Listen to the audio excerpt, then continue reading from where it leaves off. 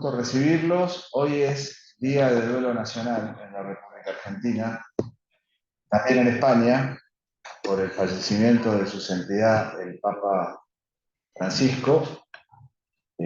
Mañana, durante el seminario, se va a referir a la personalidad del Papa, el académico Alberto Rodríguez Llavarini. Y hoy, antes de empezar el acto, les pido a todos que hagamos un minuto de silencio en la memoria del Papa.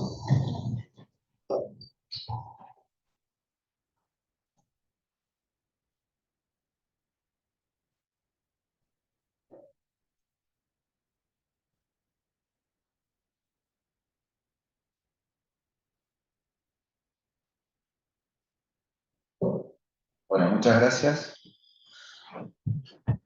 Ahora sí vamos a dar comienzo al acto porque la academia no va a suspender las actividades.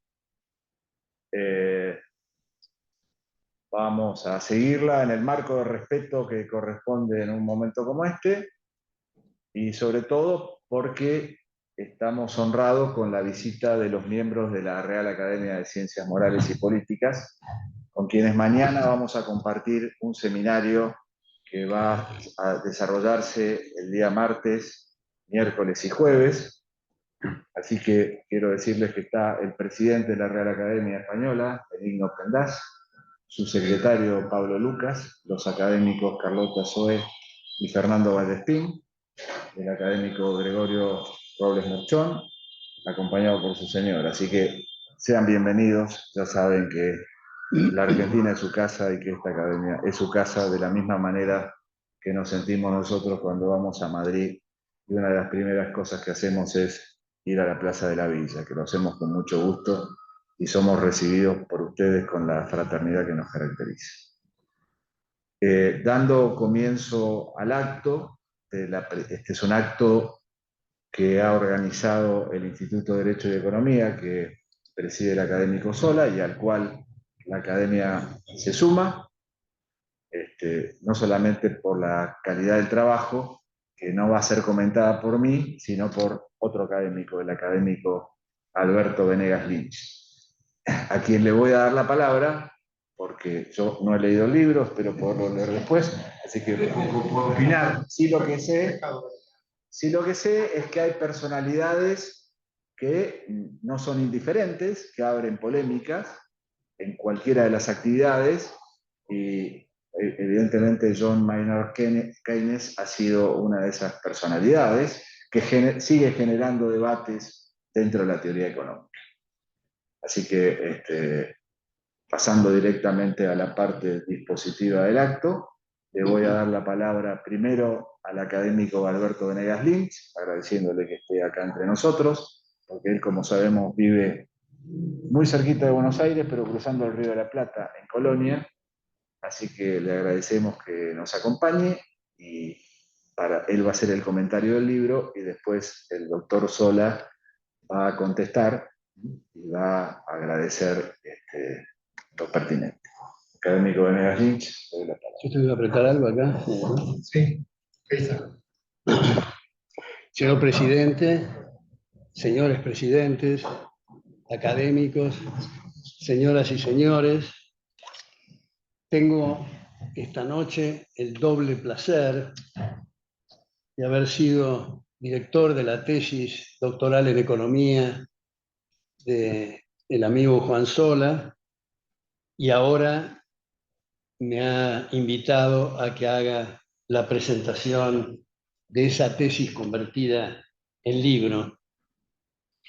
Como se sabe, el doctor Sola es profesor emérito en la Universidad de Buenos Aires, también es doctor en Derecho, y quiero subrayar algo que a mi juicio es sumamente importante en los medios académicos argentinos, y es que ha sido un pionero de la tradición muy conocida y con largo recorrido en el mundo anglosajón, que es Law and Economics.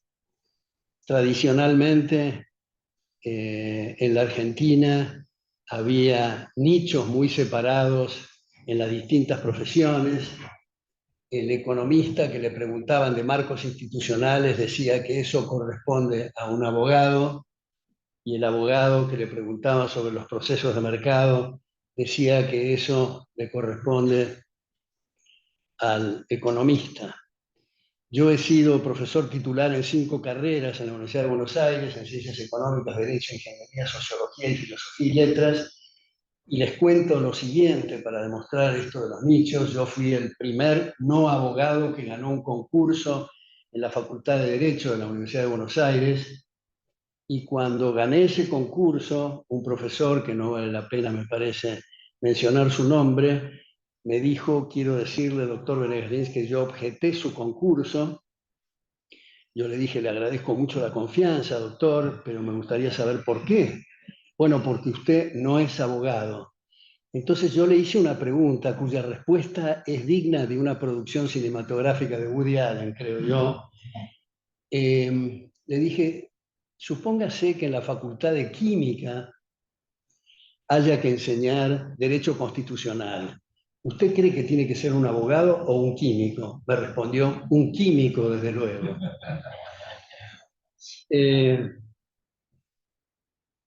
Hay una triada que es extraordinaria sobre Keynes, que es del Premio Nobel en Economía Hayek, en el 9º tomo de sus obras completas. Luego W.H. Hutt en Keynesianism, Prospect and Retrospect, que lamentablemente no está traducido al castellano, y de Henry Hazlitt, el famoso autor de Economía, una lección. Publicó en el 60 un libro que fue inmediatamente traducido por Editorial Aguilar en Madrid, que se llama Los errores de la nueva ciencia económica, donde analiza línea por línea la teoría general del interés y el dinero, la ocupación del interés y el dinero de Keynes, una obra extraordinariamente detallada, con una capacidad notable de estudio sobre esa obra, y al mismo tiempo publicó otra obra, Hazlitt, que no fue y no es hasta ahora traducida al castellano, que se llama Critics of Keynesian Economics, donde hay autores muy relevantes como Wilhelm Röpke, como Franco Modigliani, como Frank Knight y otros autores. En todo caso, a esa triada ahora se agrega la obra del doctor Juan Sola, convirtiendo esta contribución extraordinaria en un cuarteto, y es realmente admirable la pluma del doctor Sola, su capacidad analítica y su capacidad didáctica. Yo conjeturo que sus vastos conocimientos en el área de la ciencia económica se deben a su cercana amistad con el Premio Nobel de Economía Edmund Phelps. En todo caso, subrayo que, como es sabido, Marx murió en 1883 y en 1883 nació Keynes. Se pasaron la posta, yo diría, en una forma mucho más contundente, la de Keynes, para demoler el sistema que conocemos como capitalista o liberal, que Marx, que era mucho más frontal. En ese sentido hay una expresión que se usa y se abusa, que es la del fascismo. Pero yo creo, mi opinión personal es que en el mundo de hoy, salvo honrosas excepciones, el fascismo es el movimiento o es la tradición o es el pensamiento que más éxito tiene. Esto es igual que Keynes, más contundente en sus resultados porque permite que las personas registren la propiedad a su nombre, pero usa y dispone el gobierno. La diferencia con el comunismo es que usa y dispone el gobierno sin permitir el registro de la propiedad, que, como saben, Marx y Engels en 1848, en el Manifiesto Comunista, decían que se puede resumir toda su filosofía con la abolición de la propiedad. Curiosamente, en buena parte del mundo libre, los 10 puntos del Manifiesto Comunista son adoptados servilmente en nombre del anticomunismo. En uno de mis libros, que se llama Maldita Coyuntura, para tratar de enfocar el análisis en ideas de fondo y no en porcentajes y en cuadros que a veces se pierden en el análisis en lugar de ir a estas ideas de fondo, el editor me sugirió que una de las cosas que ponía en el contenido del libro, que la pase a una de las solapas. Y es un graffiti de los revolucionarios de la Francia del 68 en París, que dice: seamos realistas, pidamos lo imposible. Y esto, que suena como algo atrabiliario, de tanto machacar e insistir los socialistas o estatistas o de izquierda, como se suele decir, marcan la agenda. Keynes hizo, como señala el doctor Sola, un precalentamiento de la teoría general 10 años antes, en 1926, en un libro titulado The End of Laissez-faire. No sé si está esto traducido al castellano. Como todos ustedes saben, laissez-faire era un grito y un pedido de los fisiócratas contra los mercantilistas, que ya vamos a hablar del mercantilismo, para pedir que las actividades lícitas de los comerciantes puedan desarrollarse sin el peso o la bota del aparato estatal. Cuando apareció la teoría general en el 26, ya se había formado un clima de opinión, digamos, favorable a esas ideas. En realidad Keynes las sistematizó. Y fue en Estados Unidos, durante la presidencia de Woodrow Wilson, que se produjo lo que con todos ustedes saben, la revolución del año 13. La revolución del año 13 la creación de lo que luego fue la Reserva Federal, en nuestro lenguaje, la banca central, y el impuesto progresivo. Me detengo un minuto en estos dos puntos que señala Juan Sola en su libro, pero me parece importante subrayarlo y desarrollarlo.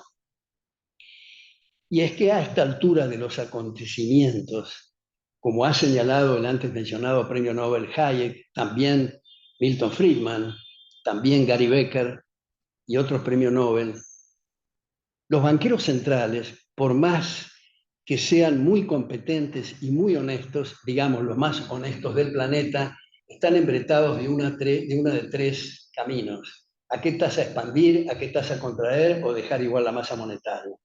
Cualquiera de las tres medidas que adopten va a estar afectando, alterando, prostituyendo, degradando los precios relativos, y como todos saben, todos ustedes saben, los precios son los únicos indicadores que tiene el mercado para operar.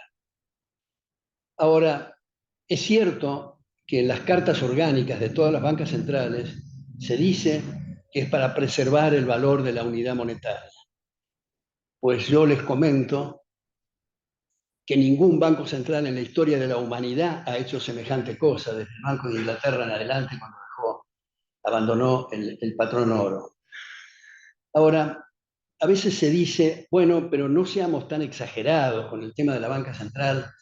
Supongamos que los banqueros centrales tienen una intuición y una percepción muy afinada y hacen lo que la gente quiere que se haga. Hacen lo mismo que la gente hubiera hecho. Ahora, el contraargumento a eso es: si va a ser lo mismo que la gente prefiere, ¿para qué se metió? Ahorrando honorarios de los banqueros centrales. Como decía Milton Friedman, si se habla de un banco central independiente, quiere decir que va a errarle independientemente. Hayek ha abierto este debate en un libro titulado originalmente The Denationalization of Money, que bien traducido al castellano es la privatización del dinero. Y luego Milton Friedman, el otro premio Nobel en Economía, que ha tenido distintas posturas a través del tiempo, en su último libro de 1992, Monetary Mischief, dice textualmente, y abro comillas: el dinero es un asunto demasiado importante como para dejarlo en manos de banqueros centrales, cierro comillas. Lo mismo Gary Becker, cuando lo invité a Buenos Aires a dar conferencias, hizo un largo desarrollo apoyando lo de Hayek y lo de Friedman que acabo de señalar. Y si se hiciera un argumento ad populum, esto es la falacia ad populum, si todos lo hacen está bien, si nadie lo hace está mal, se empieza diciendo, bueno, pero ¿en qué lugares no hay Banco Central? Podemos hacer reflexiones sobre Hong Kong, El Salvador, Ecuador, pero lo importante es argumentar. Y nosotros sabemos que todos los que estamos acá y los que no están acá, todos descendemos de situaciones miserables, del bruto, del garrote, de la cueva, del taparrabos. Y en realidad nunca se hubiera llegado al arco y la flecha si hubiéramos dicho que algo nuevo no se probó. Entonces, ese es un punto muy central y que requirió una enmienda constitucional en Estados Unidos para establecer lo que luego se conoció como la Reserva Federal. Y el impuesto progresivo, como su nombre lo indica, es una tasa, una alícuota que progresa a medida que aumenta el objeto imponible, a diferencia del proporcional, altera las posiciones relativas. Esto es un consejo de Keynes, era el establecimiento del impuesto progresivo, altera las posiciones relativas, quiere decir que las posiciones patrimoniales relativas de los distintos operadores en el mercado se contradicen con esta alícuota, cosa que no ocurre con el impuesto proporcional. Luego, el impuesto progresivo afecta gravemente la movilidad social. Esto es, si uno observa la pirámide patrimonial, los que están en la base y son eficientes tienen que subir con la rapidez necesaria, y los que están en el vértice y no sirven para atender las necesidades de sus congéneres tienen que bajar con la velocidad necesaria. Luego decimos que hay que ser eficiente y el impuesto progresivo implica un castigo a la eficiencia. Y por último, el impuesto progresivo es regresivo en el sentido que los que son gravados con alícuotas más altas van a invertir menos y por lo tanto van a afectar salarios e ingresos en términos reales. Bueno, decía que esto del presidente Woodrow Wilson aumentó el gasto público, la deuda y el déficit. Esto fue mitigado en alguna medida por los presidentes siguientes, Harding y Coleridge, pero luego Hoover aumentó de nuevo el gasto público y fue sustancialmente aumentado el gasto, el déficit, la deuda y especialmente las regulaciones en la época de las presidencias de Roosevelt, de Franklin Delano Roosevelt, que su vicepresidente en ejercicio de la presidencia, a regañadientes, redujo el gasto público, eliminó los controles de precios y sobre todo eliminó las trabas que había en el mercado laboral que producían grandes desempleos. Este libro tiene 333 páginas, como digo, es de una capacidad analítica y didáctica notable, pero creo que podemos citar 3 frases de Keynes que resumen, y que son citados por el doctor Sola, que resumen las ideas keynesianas. Acá leo. La primera cita de la teoría general es: la prudencia financiera está expuesta a disminuir la demanda global y por tanto a perjudicar el bienestar. Primero. Segundo, la eutanasia del rentista y por consiguiente la eutanasia del poder de opresión de los capitalistas para explotar el valor de la escasez de capital, eso es lo que hay que cambiar a juicio de Keynes.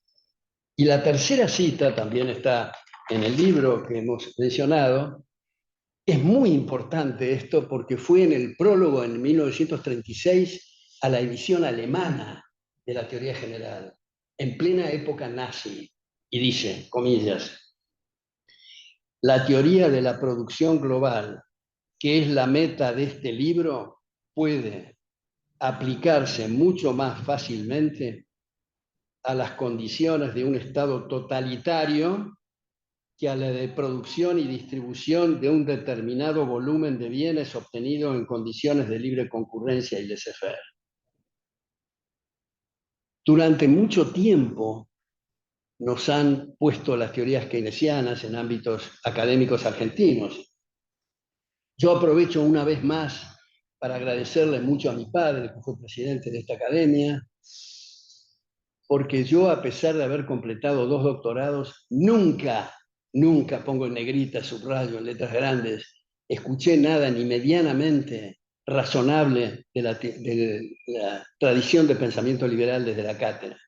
Gracias a su infinita paciencia, por mostrarme otros lados de la biblioteca, pude no ser, como muchas veces he dicho, trotskista, o para ser más benévolo conmigo mismo, keynesiano, pero nunca liberal. Ahora, uno de los puntos entre los cuales gira y analiza el doctor Sola es el tema del empleo. Y rápidamente dicho, en realidad, en un mercado abierto, donde hay contrataciones libres y voluntarias entre las partes, no hay tal cosa como desempleo involuntario. Es decir, gente que desea trabajar, que ofrece sus servicios, pero no encuentra dónde hacerlo, si es que los arreglos son libres y voluntarios. Pero lo que observamos en gran medida en Occidente es que en nombre de los pobres se establecen reglamentaciones, se establecen llamadas conquistas sociales, como el salario mínimo y otros de similar naturaleza, que provocan desempleo, porque los salarios e ingresos en términos reales, como todos ustedes saben, dependen única y exclusivamente de las tasas de capitalización. Es decir, de maquinarias, herramientas, equipos, instalaciones y conocimientos relevantes que hacen de apoyo logístico al trabajo para aumentar su rendimiento. Esa es la diferencia entre los salarios en Uganda y los salarios en Alemania. Son marcos institucionales que protegen la institución de la propiedad. No es el clima, ni la etnia, ni el lenguaje, ni los recursos naturales. Bueno, como ustedes saben, África tiene la mayor parte de los recursos naturales del planeta y la mayor parte de sus países están con una miseria muy, muy acentuada, mientras que Japón, que es un cascote, que el 20% es habitable, tiene otro nivel de vida. El tema es de las cejas para arriba, el tema es educativo. Cuando digo educativo no me refiero a adoctrinamiento, sino educativo, de no enseñar qué pensar, sino cómo hacerlo, y en ese sentido tener libertad y competencia de estructuras curriculares. En este tema del empleo vuelvo a Milton Friedman en una de sus anécdotas cuando visitó China. Se encontró en un momento dado con un enorme montículo, un terragal, que gente estaba removiéndola con palas. Y él dijo, pero caramba, ¿por qué no usan estos aparatos que dragan y que sirven para remover esto? Y uno de los chinos, que entendía inglés, le dijo, lo que pasa es que con eso perdemos fuerza laboral y va a haber desempleo. Ah, dijo Friedman, se me ocurre una cosa mucho mejor entonces. En lugar de hacerlo con pala, háganlo con cucharitas. Y si son cucharitas de té, mejor para el empleo. Keynes, uno de los puntos que tenía para la intervención estatal en los términos que hemos señalado antes, es la manipulación de la tasa de interés. La tasa de interés, como se sabe, es uno de los precios más importantes en economía porque muestra la relación consumo presente, consumo futuro, y si se altera esto, este precio, se produce mala asignación de recursos, consumo de capital y por lo tanto baja de salarios en términos reales. Hay una cuestión que pone énfasis el doctor Sola respecto de Keynes, y es la cuestión del gasto producido por déficit fiscal. Yo acá me quiero detener un segundo. Señalo que es muy importante, igual que en nuestros hogares, igual que en nuestras situaciones personales, el orden financiero y no gastar más de lo que entra. Pero el punto central no es el déficit. Cuba hoy no tiene déficit fiscal y Stalin durante varios periodos tampoco tuvo déficit fiscal. El tema central es el nivel del gasto público, porque se puede tener equilibrio fiscal con el 100% succionando los recursos de la gente. Entonces el punto medular es el gasto público. Del subtítulo, uno de los integrantes del subtítulo acá de este libro es Nuevos Mercantilismos. Acá hay, me parece, malos entendidos. Quiero citarlo de nuevo a Milton Friedman.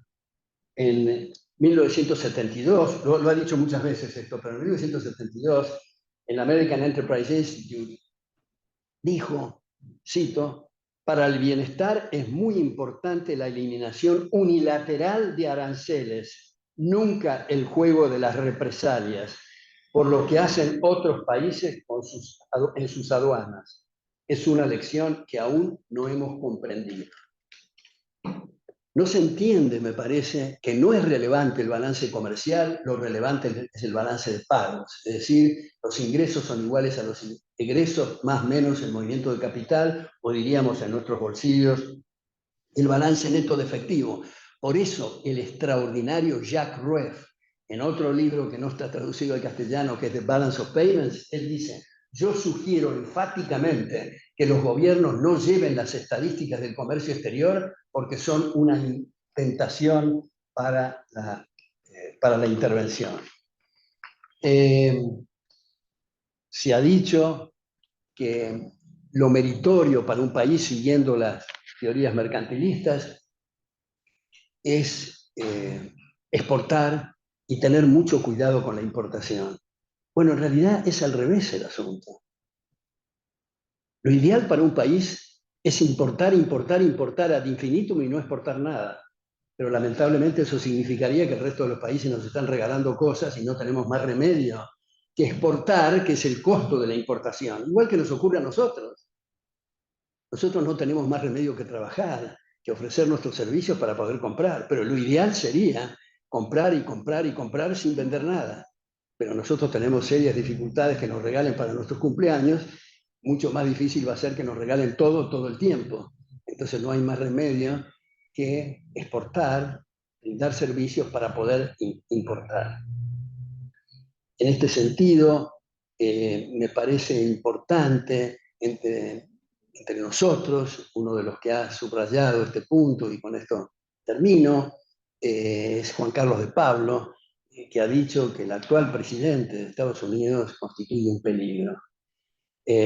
Un peligro porque precisamente incurre en estos problemas que hemos señalado antes. Afortunadamente, en el pasado ha habido países entre los cuales, antes del golpe fascista del 30 y mucho peor a partir del golpe peronista del 43, la Argentina quería el aplauso del mundo y también el entonces baluarte del mundo libre, Estados Unidos y otros países se han podido liberar del proteccionismo, que como se sabe desprotege a todos al aumentar la inversión por unidad de producto que implican los aranceles. Hay muchas reservas morales en Estados Unidos que espero que haga rever esta situación que ha señalado entre nosotros, como digo, Juan Carlos de Pablo y tantos otros. Cierro con un epígrafe que usa el profesor Sola, que es la manifestación de Alberdi, que sostiene que es muy importante comprender que el monopolio de la fuerza que llamamos gobierno es para impartir justicia y no para ser negociados en otras áreas. Muchas gracias.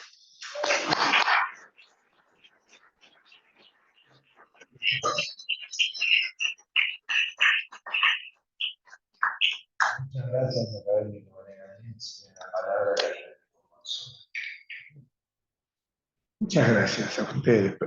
Marco Aurelio decía que uno tenía que agradecer, y si uno abre sus obras, primero empieza agradeciendo a cada uno. Y quiero agradecer porque estamos acá. Primero Alberto Venegas Lynch, que hace algún tiempo atrás, además de las palabras generosas que ha dicho ahora, diría casi ditirámbicas, pero en fin, es una prueba de amistad,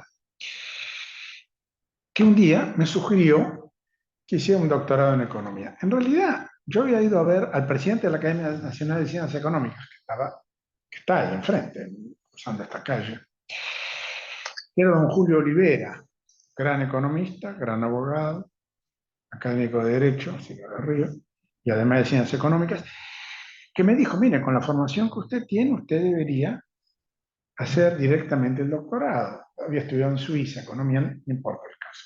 Y entonces fui a verlo a Alberto, que no solo me confirmó que hiciera ese acto, porque a mí me parecía profundamente heroico, es decir, fuera de mis capacidades, sino que además me sugirió el tema de Keynes. Yo había estudiado en Suiza, donde había estudiado con los economistas austríacos, porque en Suiza había enseñado Röpke y antes von Mises. Y la realidad es que sabía que Keynes había, además la veía en la biblioteca, 30 tomos de obras de economía. Hacía una tesis sobre la cual el mismo autor escribió 30 tomos y que además había muchos más de comentarios, porque hay keynesianos, neo-keynesianos, post-keynesianos, post-post-keynesianos. Es decir, todos son distintos. Los economistas presentes saben que no estoy. Pero él me sugirió el tema y no me sugirió un tema. Dijo, las obras de Keynes son normativas, un discurso económico normativo, no positivo, que es normalmente el discurso económico, es decir lo que yo debo hacer y otro, es decir, si usted hace estas cosas tendrá estas consecuencias, simplificando. Bueno, la cuestión es que me puso en esta tarea que me parecía ciclopia, terminó con la tesis y años después, en este edificio, dijo, ¿por qué no la publica? Una buena vez. Por lo tanto, tuve que ayornarla, ampliarla, corregirla, y finalmente acá está. Tengo que agradecer también al Tribunal Examinador que presidió José María Dañino Pastore. Y en esto quiero resaltar, porque Dañino Pastore es keynesiano crítico, de gran brillo, fue ministro de Economía en la Argentina, 2 veces presidente de la Academia de Ciencias, además de muchas otras cosas. Y en realidad, en una conversación privada me dijo yo exageraba, pero igual puso summa cum laude con el resto del tribunal. Por lo tanto, además, ¿qué más hizo Venegas? Fue profesor de nuestra maestría en Derecho y Economía y enseñó en la Facultad de Derecho a través de un libro que se llama Fundamento de Análisis Económico, con prólogo de Hayek, y que ha tenido, creo que si no me equivoco, 12 ediciones. Una envidia extraordinaria por parte de otros autores que hemos sido menos exitosos. No puedo dejar de terminar de mencionar a Edmund Phelps, Premio Nobel de Economía en 1906, con quien he trabajado hasta este año. Sigue vivo, pero ya con mucha edad. Y he visitado todos los años Columbia, donde él me enseñó, entre otras cosas, la importancia de Hayek. Ya la conocía, pero me la confirmó desde el punto de vista diciendo, mire, yo leí el buen Hayek, el mal Hayek, y el Hayek del medio es un autor que hay que leer sin duda. Y me señaló otro punto, que había una asociación entre el keynesianismo y el corporativismo, tema del cual me he dedicado a investigar, porque además viviendo en la Argentina el corporativismo es, vamos a decir la verdad, la escuela económica utilizada desde hace 70 años, oculta muchas veces. Permítame un par de anécdotas más, que es un viaje a Perú, hace muchos años, era el año 78. Un funcionario de la Embajada Argentina me invita a una conferencia de Hayek, que había hacía muy poco, había recibido nada menos que el premio Nobel.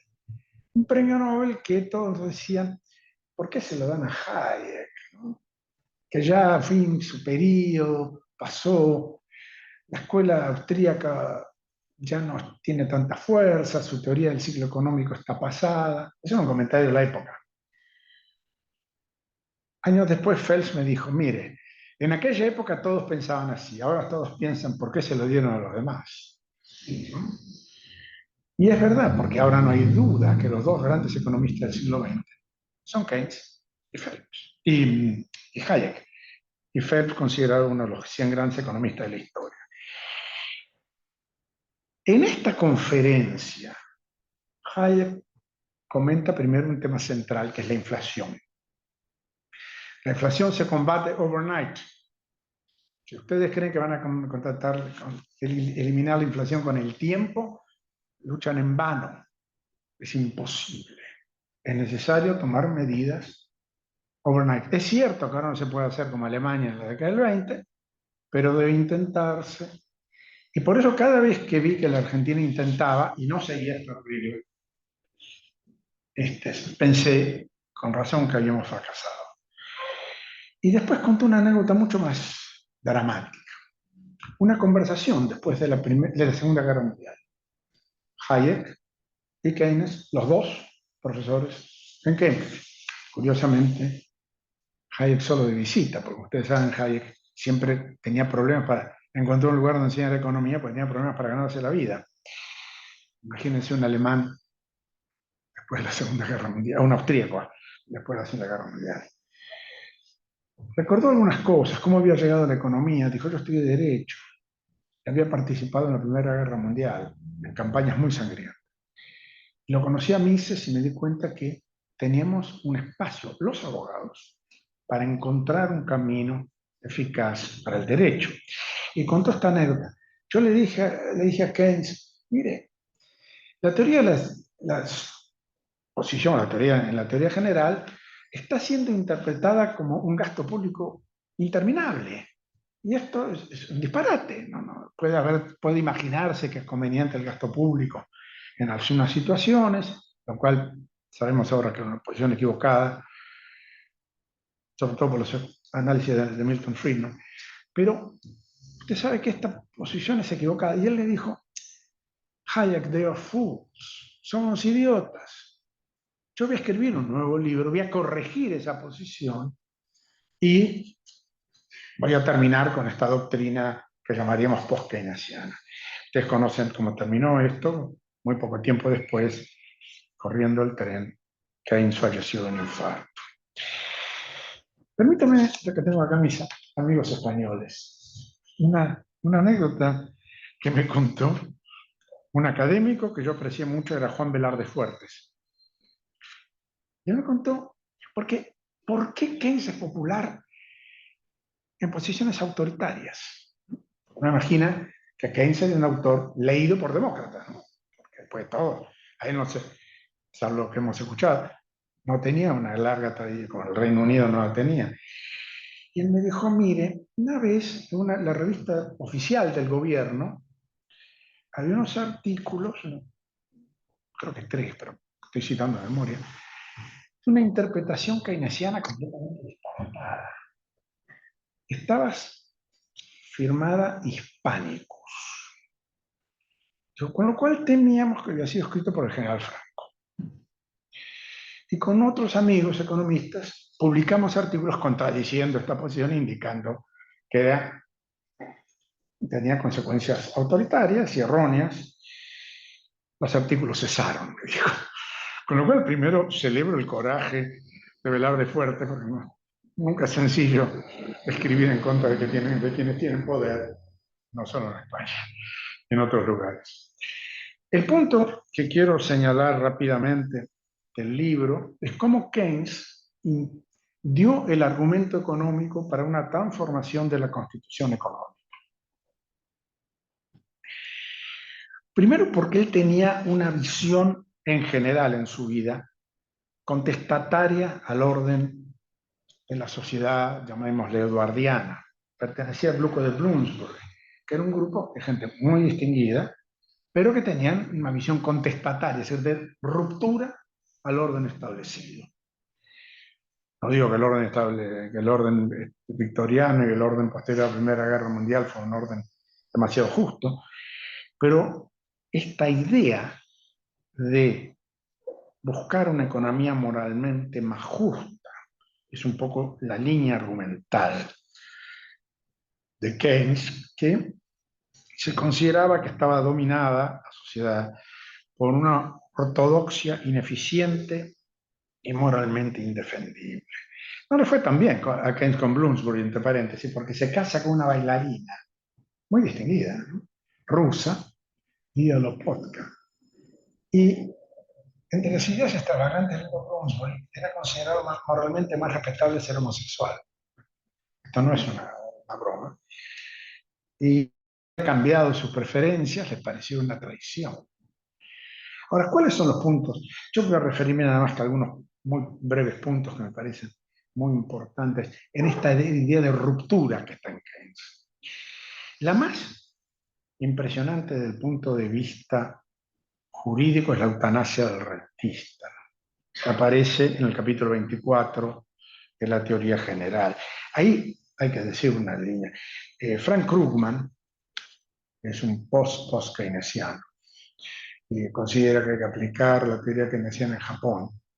Pero dijo, tengo una frase que me pareció, mire, la teoría general tiene el primer capítulo, es muy fácil de leer, y los dos últimos también. Y en el medio tiene un texto de gran dificultad, lo cual es absolutamente cierto. Pero, ¿qué leen los gobernantes? No diré políticos, pero algunos. ¿Qué leen los gobernantes? Que leen las cosas sencillas, los argumentos evidentes. Y leen el capítulo 23 y 24, que muchos economistas no leen, y yo les invito a releerlo. Donde ellos está, por ejemplo, la idea de la eutanasia del rentista.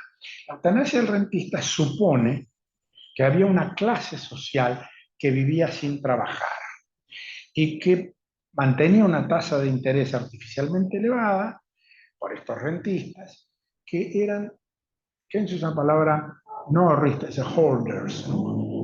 Holders es un verbo que dice que junta como una especie de avaros. Y en esto también hace consideraciones religiosas bastante desagradables.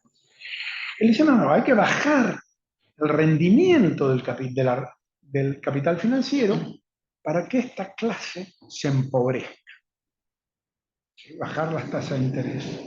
¿Y a quién prestarle la plata? A sectores empresarios que tengan una posibilidad de crecimiento económico. La Argentina aplicó esto. Yo recuerdo cuando era un niño, la inflación era del 25% anual, la tasa de interés que da el banco era el 8%. Entonces uno tiene que ser amigo del gerente para conseguir un crédito. Es decir, una confiscación oculta. Y acá hay el punto que quería mencionar también. Hay una asociación entre Keynes, no con el pensamiento económico tradicional, aunque sea crítico, sino con la teoría de lo que se llama los economistas norteamericanos, institucionalistas. No se deben engañar con el nombre, se llaman institucionalistas porque se refieren a cómo funcionan instituciones, no necesariamente porque crean en la vigencia del derecho. Fundamentalmente hay uno muy conocido, Veblen, ¿no? La clase ociosa, publicado en la Argentina con prólogo de Borges, que es escribir esta clase a la cual Keynes detestaba, es decir, gente que no trabajaba y por lo tanto era despreciable y tenía que ser confiscada. Y él se carteó con John Commons, el gran economista institucional, que era el que sostenía la alta regulación económica. Sobre todo empezó con las primeras regulaciones laborales.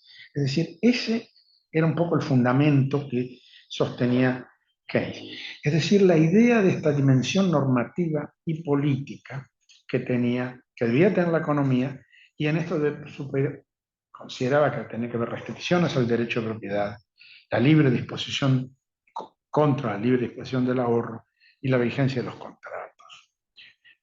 Ha sido mencionada acá. En el prólogo en la edición italiana, además de la alemana, publicada en Keynes sostiene en este punto: mi doctrina se aplica mejor en sistemas autoritarios. En el capítulo 23, Keynes reinterpreta el mercantilismo y dice que el mercantilismo fue una respuesta racional a un problema real: el desempleo estructural y la falta de inversión. Es decir, cerrar la economía. Nosotros somos el ejemplo del fracaso, ¿no? Yo creo que la Argentina yo creo que muchas de las veces sentí que me invitaban de Estados Unidos a hablar de corporativismo. ¿Por qué? Inclusive me considero una gran autoridad, inclusive mundial, decía Phelps. Simplemente describió el sistema argentino. No requiere gran imaginación. Quizás mis colegas españoles pueden dudar, pero acá tenemos 70 años donde el mercantilismo se aplicó. ¿Y qué se citó? Hay un artículo muy bien escrito, simpático, de Keynes en el año 33, National Self-Sufficiency, es decir, donde propone que los bienes se hagan en el país y que las finanzas sean nacionales. Con lo cual, tenemos una economía cerrada, hacer enormes beneficios para algunos sectores y que, bueno, cambiar la sociedad. Es decir, que en el fondo, ¿cuál es el ideal keynesiano? Un ideal tecnocrático. Él tiene otra frase que tuvo un tema en la época de Cromwell, que él dice, el economista no es Dios, pero debería ser. La frase de Cromwell es, el hombre no es rey, sino Cristo es el rey y no el hombre. Esa es la frase histórica. Y él la cambia y dice, el economista no es Dios, pero tendría que ser Dios. Es decir, tiene que ser un tecnócrata en una sociedad neoplatónica o platónica de filósofos reyes, donde esta gente le enseña a los gobernantes y le enseña a las personas lo que les conviene. Y esto se ve, se nota quizás con mucho en un artículo anterior de la década del 30 que se llama Las consecuencias económicas de nuestros nietos, donde sostiene que en realidad endeudarse no es un riesgo. Los ciudadanos se pueden endeudar y eso se va pagando. Y que finalmente podemos vivir una sociedad donde no haya necesidades y donde no haya problemas de acceso a los bienes. Es decir, esto, un endeudamiento permanente. Leerlo es muy fastidioso. Normalmente algunos no lo leen en la actualidad. Eso lo discutimos con Fels. Me dijo, de todas las obras de Fels, esta es la que más me fastidia. Porque realmente está basada en una idea disparatada. Aún para quienes no son abogados, no son economistas. Ahora, ¿por qué tuvo tanto éxito Fels? Tuvo suerte Keynes. Porque en el fondo leer la teoría general para un estudiante es imposible. Pero tuvo no un discípulo, primero John Hicks, un gran economista, premio Nobel, que todos recuerdan. ¿Qué hizo? Entre otras cosas, Hicks escribió un artículo, año 37, Mr. Keynes and the Classics, donde desarrolló el ISLM. Para que se acuerden, esta curva que todos estudiábamos. Yo estudiaba por el manual de Dernburg y McDougall. Algunos de mi época lo recordarán. Macroeconomía, un libro que tenía una edición internacional, era muy conocido. La mayor parte era ISLM. Entonces leíamos, es decir, leemos un dibujito, modelo. No tengo que leer a Keynes, ISLM alcanza, se acabó. Después los argentinos tuvimos otro gran economista. No los quiero desmerecer a Hicks ni hablar, porque Hicks se arrepintió, dijo, bueno, era un artefacto de aula, era algo que se hizo para los alumnos. No se puede basar la teoría económica en un modelo tan sencillo. Y el otro fue Raúl Prebisch, el gran economista argentino, que yo lo respeto mucho porque fue perseguido político, muy duro, y que después se arrepintió de lo que había hecho en su libro Introducción a Keynes. La Introducción a Keynes es un libro excelente, breve, puntual, uno lo lee, y Keynes pasó a ser, para todos los economistas de mi generación, algo obvio. Ahora, Keynes no hubiera podido tener este éxito sin un manual.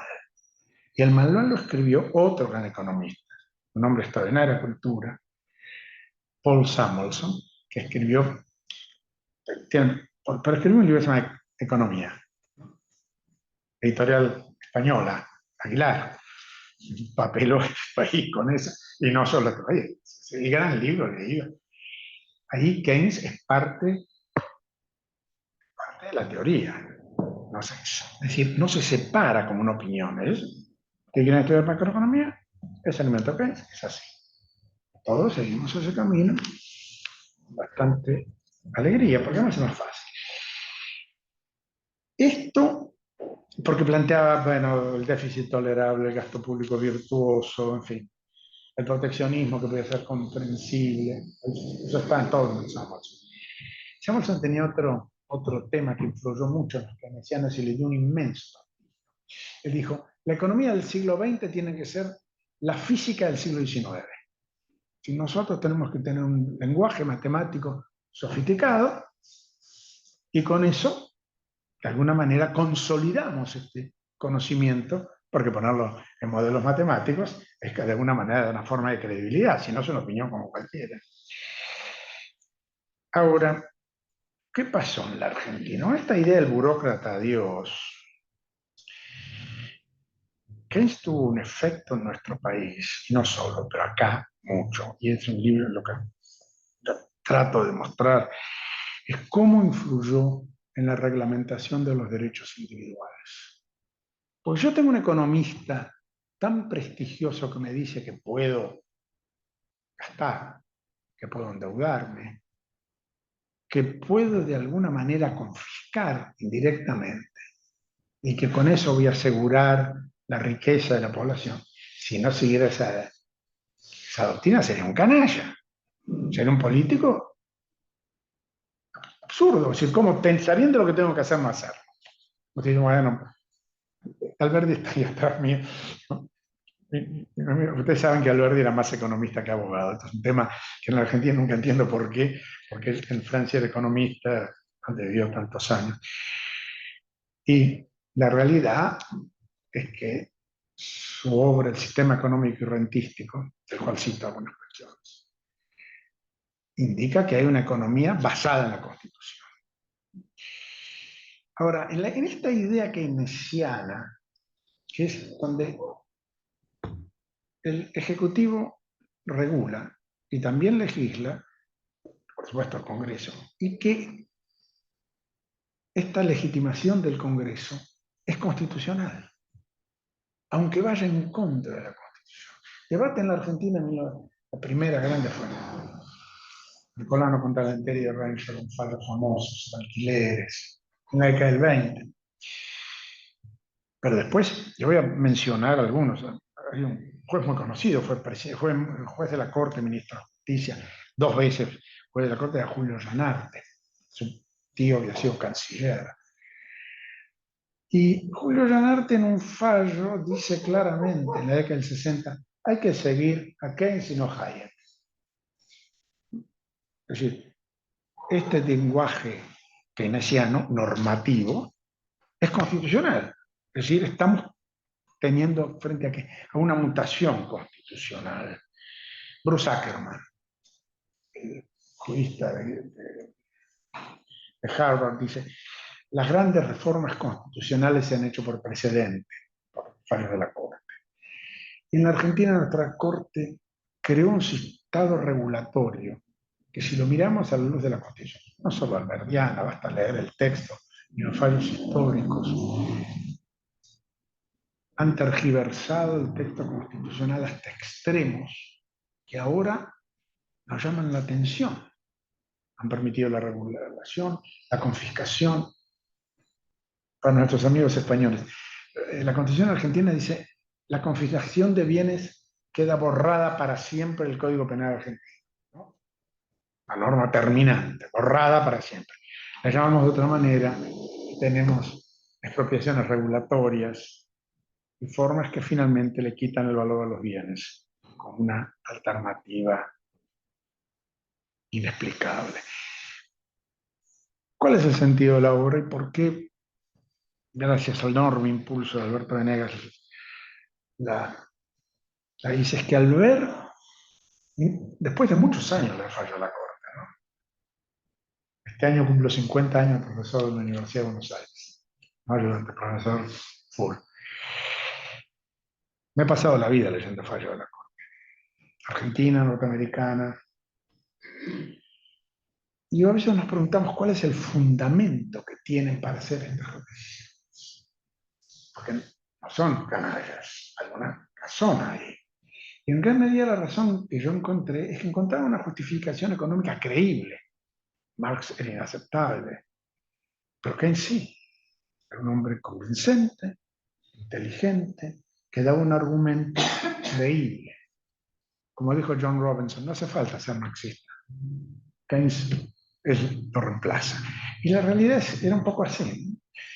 Para un país que ha sufrido el corporativismo 70 años, y esta es la razón por la cual nos incluimos en una sociedad económicamente estancada, es muy importante entender que hay detrás un discurso económico extremadamente astuto, inteligente y compartido por muchos, que nos ha llevado a la decadencia. Espero que lo compartan. Muchas gracias.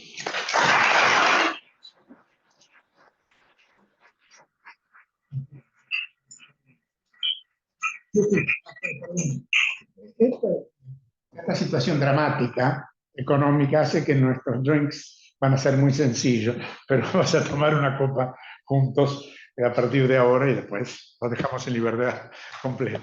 Gracias. Bueno, agradecemos al doctor Venegas Lynch, que además es el director de la tesis de Juan Sola. Nos felicitamos por el nuevo libro y damos por terminado el acto.